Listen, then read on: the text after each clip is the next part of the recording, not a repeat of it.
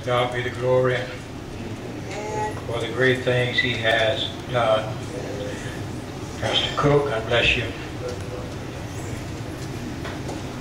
Many years ago, there was a place in Augusta called Horn's Restaurant. And every day, preachers would gather to eat lunch. And every time I would go in there, Reverend Williams and a whole bunch of other folk would be at this big old table.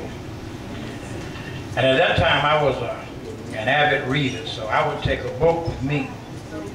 And instead of sitting with them, I would sit by myself and read. And they kind of got the wrong impression about who I was and what I am.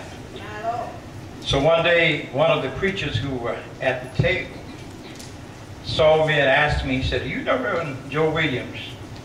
I said, I know him. I don't know him, but I know of him. He said, "Well, do you like him?" I said, "He's all right. I don't know anything about him. He's all right." He said, "Well, he don't like you."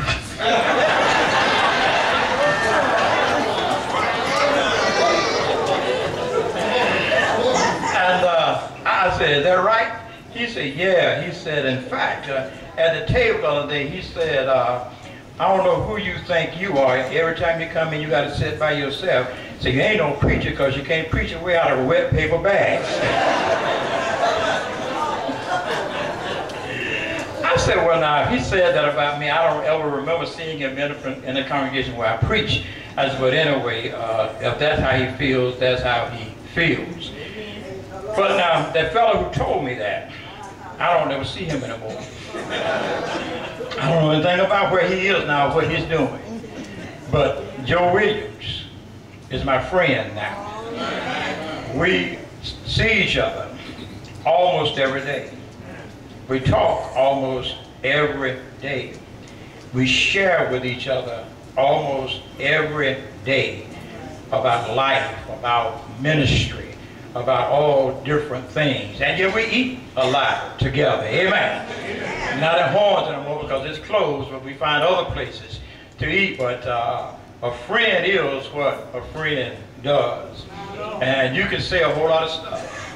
And I found out something, until you get to know folk, be careful about how you label folk.